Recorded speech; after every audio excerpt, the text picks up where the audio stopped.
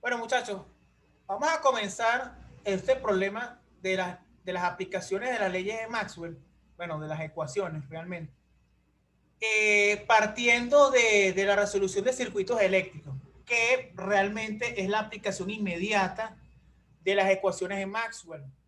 Todo lo que hemos visto hasta ahora, ley de Ampere, ley de Faraday, nos falta la ley de Ampere Maxwell, por cierto,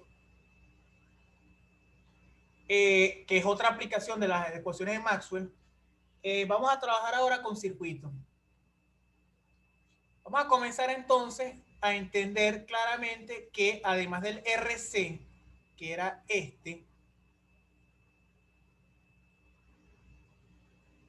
teníamos una resistencia y un condensador.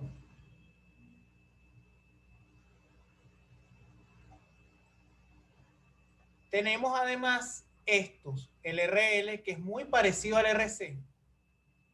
La única diferencia es que quitas el condensador y colocas una inductancia. Ojo, es inductancia, no bobina. Bobina es el enrollado, pues.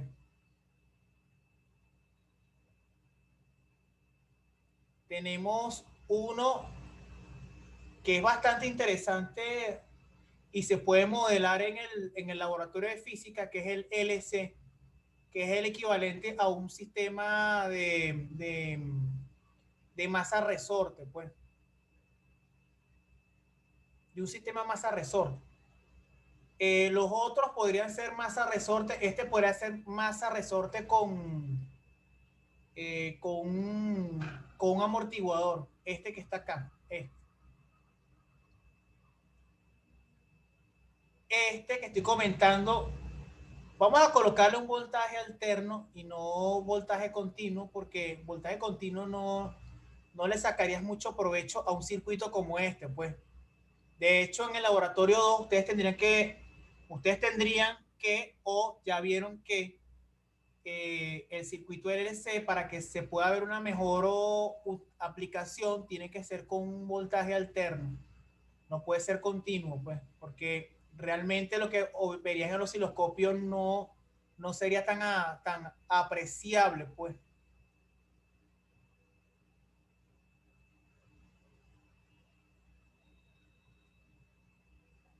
Y el más difícil de los tres, de los cuatro, mejor dicho, que es el RCL. Entonces, R, C y L,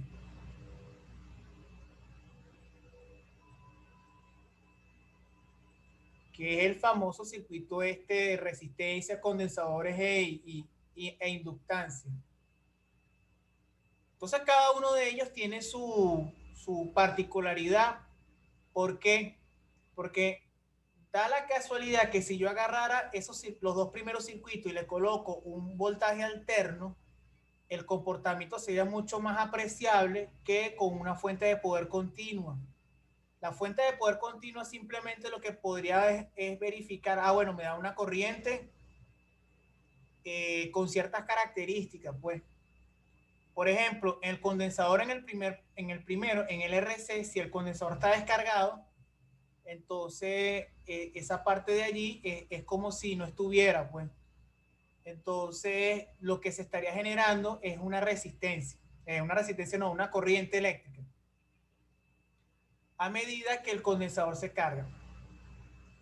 En el RL, inicialmente no tienes corriente inicial, pero a medida que el circuito se va alimentando, entonces se genera una corriente y en el caso del embobinado, donde está la inductancia, se genera un campo magnético. Entonces allí se genera una corriente inducida y se estudia lo que hemos trabajado hasta ahora, pues. En el LC hay una oscilación muy parecida a esta.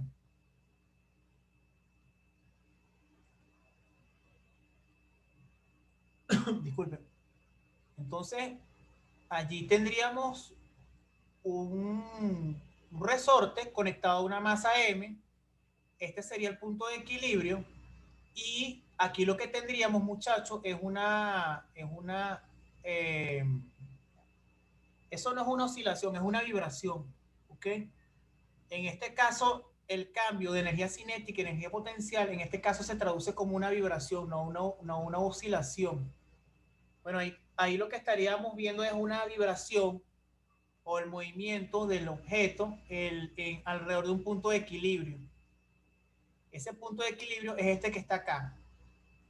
Entonces, si tú aplicas una fuerza en esta dirección, estirando el resorte, o en sentido contrario, vamos a llamar esto F, que sea comprimiendo el resorte, tú vas a poder apreciar que el mismo sistema va a provocar una fuerza de restauración o restitutiva, mejor dicho.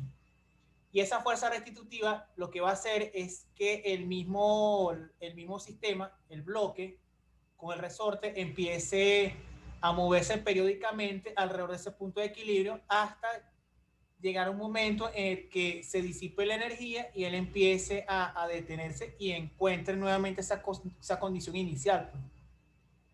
Esto teóricamente nunca debería dejar de oscilar porque no tiene ningún dispositivo que disipe energía.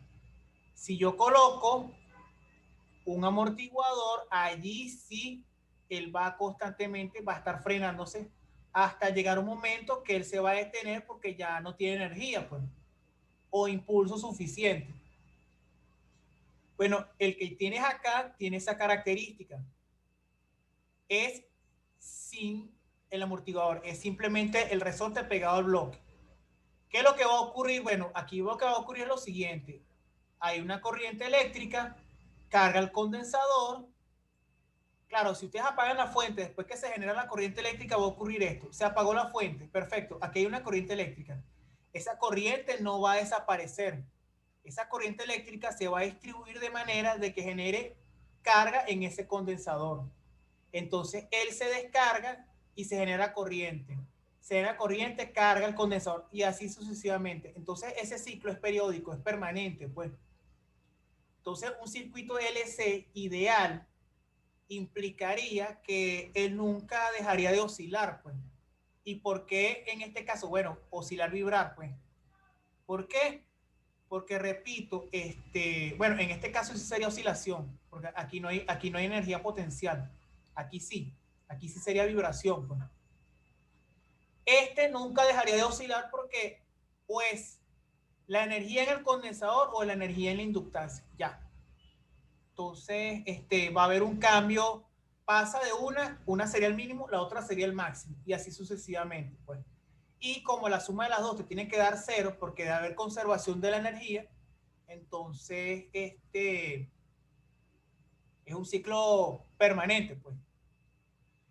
No, porque aquí hay una presencia de la resistencia y habría un amortiguamiento que haría que en el momento la amplitud y la oscilación del circuito, de la respuesta del circuito, vaya a desaparecer con el paso del tiempo, pues empiece a atenuarse. Entonces, el caso que nos compete es este. Vamos con el circuito RL. Entonces, observen acá, vamos a colocar esto como si fuera un voltaje, vamos a colocarlo así. Yo no voy a indicar todavía que es un voltaje alterno, yo simplemente lo que voy a colocar allí es que es una fuente con un voltaje dependiente del tiempo. Voy a colocarlo así, B en función de T. Yo no he dicho si es sinusoidal, pulso cuadrado, dientes de sierra o voltaje directo. Yo no he dicho nada todavía al respecto. Simplemente voy a indicar B en función del tiempo. Esto sería R y esto sería L. Esto es circuito, ojo. Circuito. ¿Ok? Circuito RL. Sí, porque esto está mal colocado aquí. Bueno, si nosotros hacemos la sumatoria de las caídas de tensión en ese circuito cerrado, voy a colocar aquí A, B, C, D y cierro hasta A. Entonces sería A, B, C, D y A. La sumatoria de las caídas de tensión es igual a quién, fíjense. Tengo un primero, vamos a poner este negativo, este positivo. Tengo una alza de la tensión, pues. Entonces, ¿qué iría? El voltaje en función del tiempo.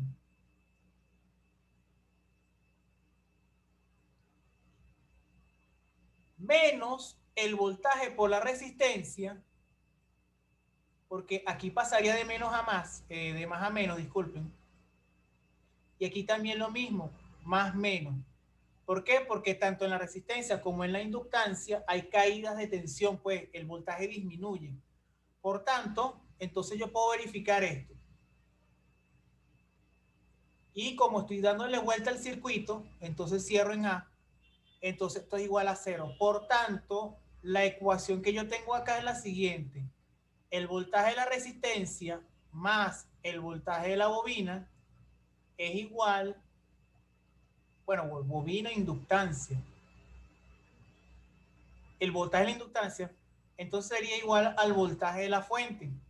Acuérdense que este iría con un signo menos para la izquierda, no, para la derecha. Y como tienes tres signos menos, dos en un lado y otro en el otro lado, como son comunes, bueno, se simplifican, pues. Entonces, esta ecuación que yo tengo acá me implica lo siguiente. La caída de tensión en la resistencia más la caída de tensión en la inductancia es igual al voltaje que en ese momento me está suministrando la fuente.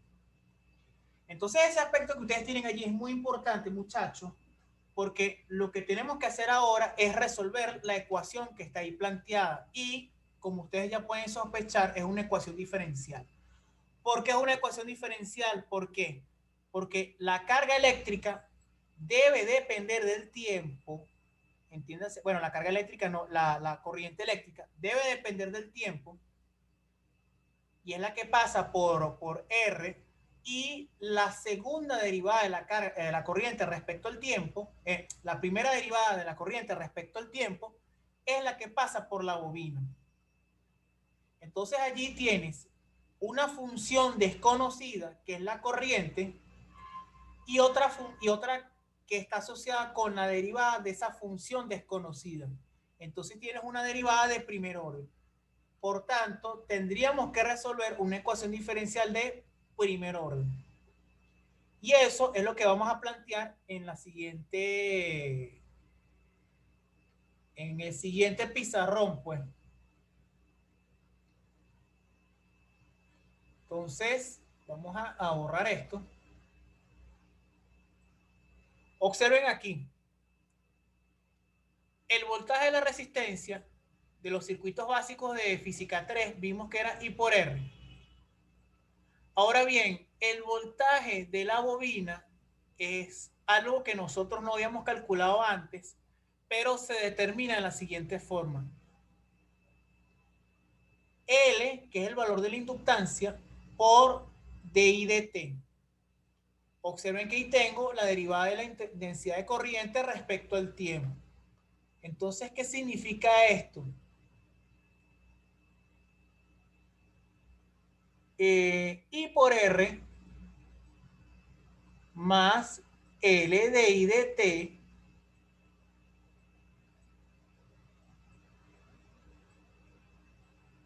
es igual al voltaje de el circuito, el que suministra la fuente en función del tiempo. Entonces allí, jóvenes, tenemos el siguiente detalle. Tenemos que resolver esta ecuación diferencial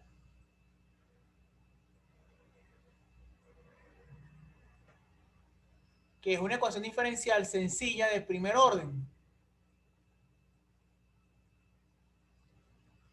la cual nosotros la podemos escribir de la siguiente forma. Vamos a escribirla así. la primera derivada de la corriente respecto al tiempo, más, observen que este L ya no está aquí, este L por tanto pasa dividiendo tanto a este término como a este término. Entonces aquí me quedaría R entre L multiplicado por I, y aquí me quedaría el voltaje en función del tiempo entre L. Entonces allí tenemos una ecuación planteada de la siguiente forma. Bueno, tengo la primera derivada de la corriente en función del tiempo, más un segundo término que en el cual aparece la corriente como función desconocida multiplicado por una constante, y del lado derecho tengo el término independiente. Entonces yo tengo varias formas para resolver esa ecuación diferencial. El método de separación de variables para encontrar la homogénea y después sustituirla en la homogénea. Profe, ese no sería por variación de parámetros. Puede ser variación de parámetros o factor integrante. O sea, recuerden que para las ecuaciones diferenciales de primer orden, la cantidad de métodos que existen son muchas. Son muchos. Son mucho más la cantidad de métodos que puedes utilizar para resolver una ecuación de primer orden, que a medida que vas incrementando el orden de la ecuación. Por ejemplo, el factor integrante no lo podrías utilizar por una ecuación de segundo orden, al menos que hagas un cambio. Entonces ya allí tienes un problema. Se sugieren otros métodos, que puede ser, por ejemplo, browniano, serie, bueno, etcétera, pues. Pero se puede resolver de varias maneras, ¿ok? Pero vamos a hacer un método que yo hice hace tiempo en el curso, ahí con los estudiantes de Física 2. Y creo que también lo hice con ustedes la vez que les di Física 4, pero creo que aquella vez no se entendió muy bien. Vamos a ver acá esto, miren. Vamos a resolver esa ecuación que está allí. Primero, vamos a calcular la solución homogénea. Acuérdense que esa I que está acá, está ahí sola, es igual a una solución homogénea más una solución dada por la particular. ¿Ok? Ya ustedes pueden ir sospechando cuál es la solución. Oye, yo creo que esta solución tiene pinta que es una exponencial. Entonces ya con eso en mente uno dice, oye, yo creo que esta solución puede ser una exponencial, tanto para la homogénea como para la particular. Entonces ese aspecto ya uno lo puede ir pensando, bueno, como dijo César, a partir del método de variación de parámetros. Pero entonces vamos a hacerlo así. Entonces observen esto. Vamos a trabajar entonces con la solución de la homogénea. Esto, para que no esté fastidiando mucho, yo lo voy a llamar tau. Tau. Entonces R entre L, yo lo voy a llamar tau. Vamos a colocarlo aquí. Y esto es igual a 0. Entonces, ¿qué es lo que había comentado? Bueno, esto que estoy viendo acá, ¿cuál es la función que al derivarlo una vez te da ella misma, pero con signo contrario ya es lógico que es la exponencial? Entonces aquí tú puedes verificar que dy dt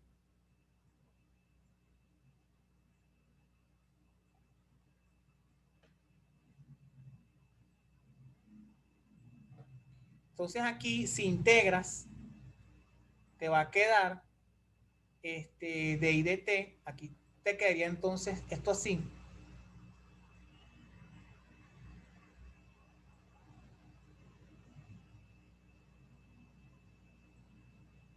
Aquí debería ir una constante, ¿verdad? Entonces la integral de eso te debería quedar logaritmo neperiano de i menos tau, tau t, más esa constante. Esa constante yo puedo jugar con ella porque es una constante. Para mi fin práctico yo la voy a llamar logaritmo de k. Entonces logaritmo de i menos logaritmo de k Acuérdense que en este caso yo estaría llamando C igual al logaritmo de K, pues. Y del otro lado me quedaría menos tau T.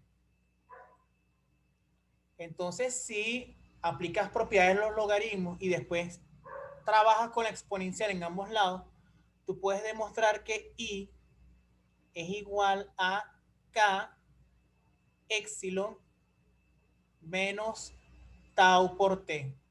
Entonces, esta que está acá es precisamente la candidata a ser la solución de la homogénea.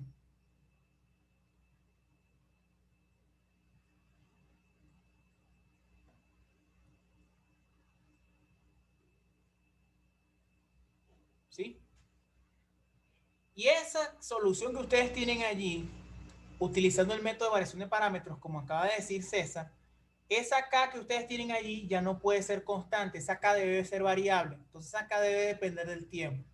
Si esa K depende del tiempo, y este aspecto es muy importante tenerlo presente, entonces la solución particular simplemente debería partir de algo como esto.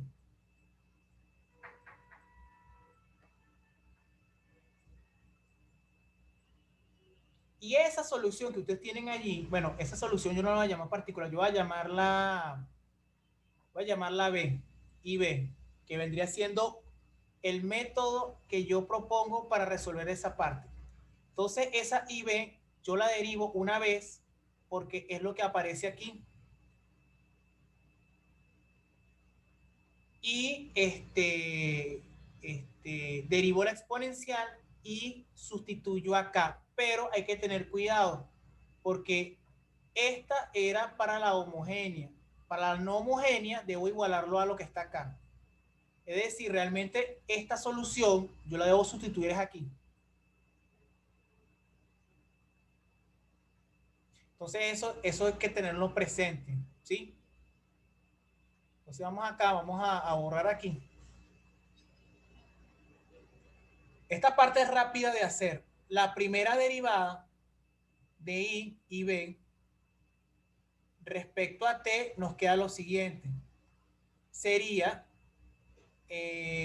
ahí nos dio K exponencial, ¿verdad? Entonces, la exponencial de menos tau por T, la derivada de K respecto a T, recordemos que K depende de T, más, bueno, aquí no sería más, sería menos tau por K. Acuérdense que aquí derivamos la exponencial, ¿verdad? Entonces quedaría E a la menos tau por T. Este menos es este menos. Y como estoy derivando la interna sería tau por T. T respecto a T es 1. Por tanto, me queda menos tau, que es esto que está acá. Entonces sustituimos en la ecuación diferencial no homogénea, ojo, no en la homogénea, porque si lo sustituimos en la homogénea nos va a dar incompatible el problema. ¿Qué nos queda? Queda acá esto. K menos tau K, E menos tau T, más E a la menos tau T de K de T. Esto vendría siendo la derivada, ¿cierto? Más, recordemos que aquí tenemos un tau que proviene de R por I, R entre L por I. Y después viene la I, pero ¿cuál I vendría siendo esta I, verdad? Entonces sería K E a la menos tau por T igual a quién? Al voltaje en función del tiempo entre la inductancia.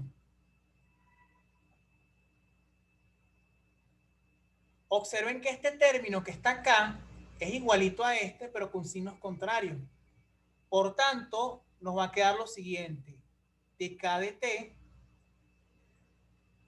esa exponencial que yo tengo de primera, la puedo pasar para acá dividiendo, pero como puedo utilizar las propiedades de la potenciación, entonces yo puedo escribir esto así.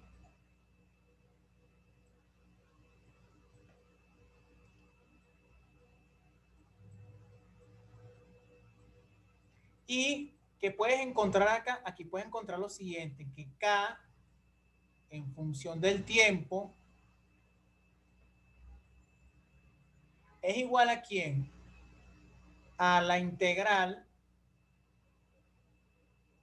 de E a la tau por T, el voltaje dependiendo del tiempo diferencial de T,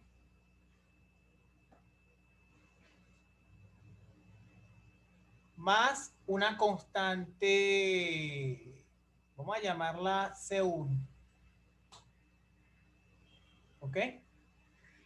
Y que puedes reconocer de acá, bueno, que la que yo llamé IB en realidad sí es la particular, ¿verdad? Entonces la particular es, recordemos que era la K, que es esta que está aquí, completa, multiplicado por esta exponencial que estaba acá, ¿cierto? Entonces te debería quedar algo así. La integral de E a la tau por T, voltaje dependiendo del tiempo, diferencial de T, más C1 multiplicado por la exponencial de E menos tau por T.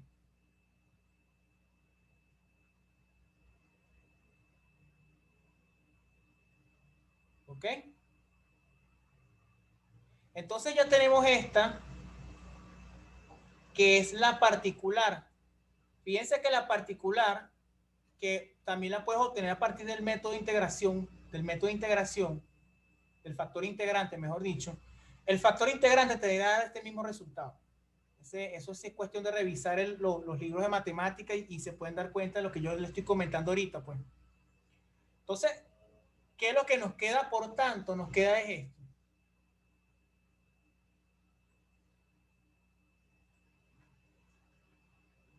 Entonces, esa corriente en función del tiempo es igual a ¿quién? Teníamos una particular. La particular nos dio, nos había dado, ¿cómo fue que la puse? K, ¿verdad?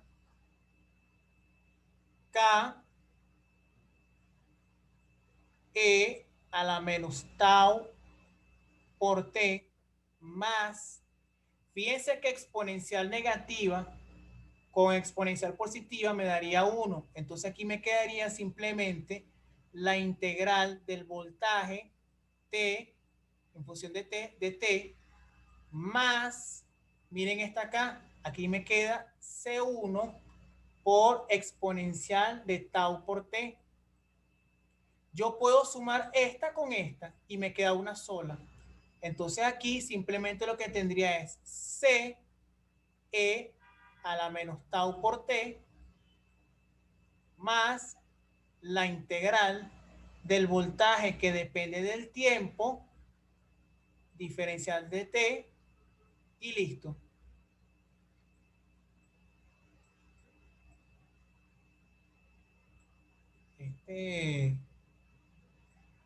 Entonces, ¿qué es lo que nosotros tendríamos que buscar del problema? Primero, las condiciones, porque yo tengo que buscar cuánto vale esta C, esta C. Esa C, recordemos que es una constante de integración. Tengo una constante de integración que proviene de la solución homogénea y uno de los dos términos que proviene de la particular. Entonces, esa K y esa C1 la agrupo en una sola. Entonces, necesito cuánto vale I0 para verificar cuánto vale esto. Y en función de el voltaje que me den allí, hago la integración. ¿Ok? Vamos a colocar, por ejemplo, muchachos,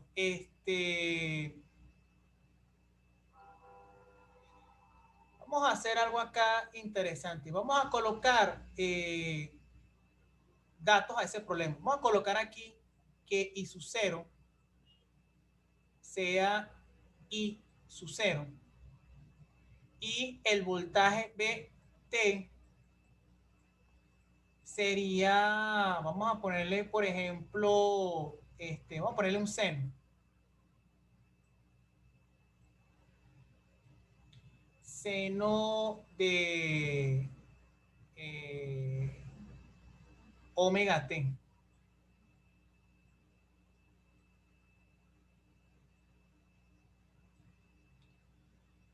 Y para t igual a 0,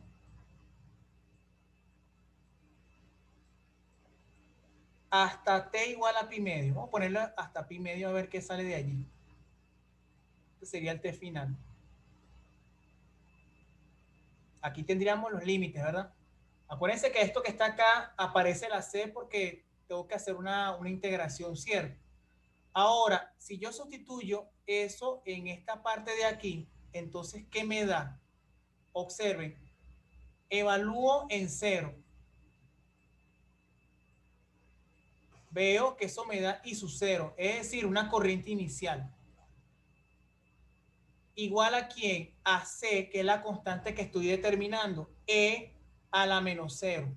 ¿Por qué? Porque estoy evaluando en T igual a 0, más una integral que va desde 0 hasta pi medio. B en función del tiempo es seno de omega t.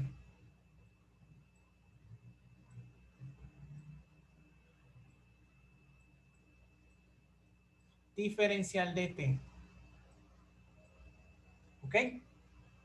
Entonces, ¿qué nos da? Miren, I sub 0 igual a C más la integral del seno es el menos coseno, ¿verdad?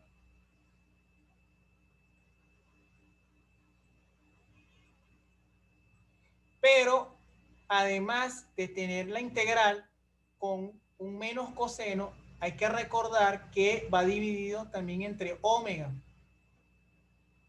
Porque va dividido entre omega. Recuerden que eso sería uno de los, eso es uno de los,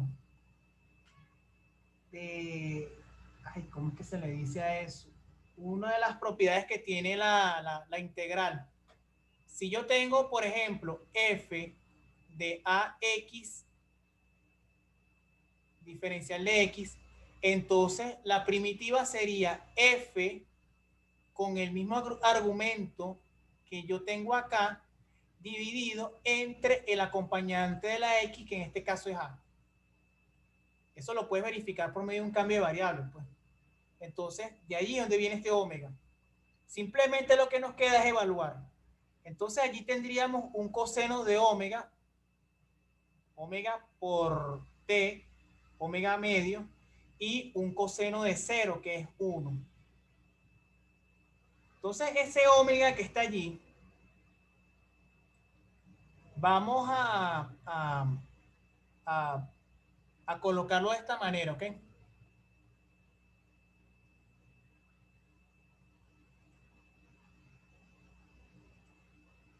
Entonces, I sub 0 es igual a C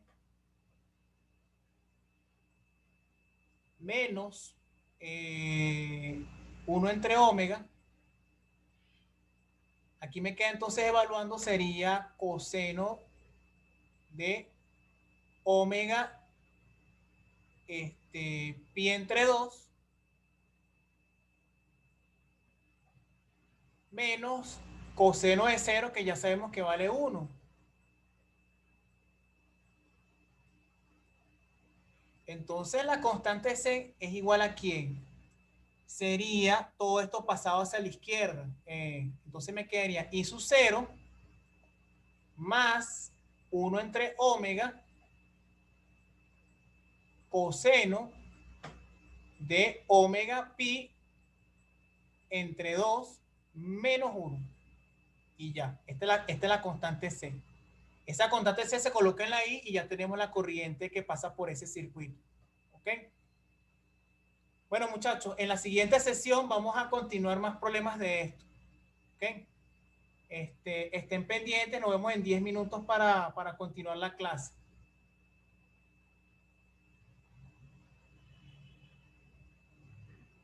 Entonces nos vemos en 10 minutos, ¿sí?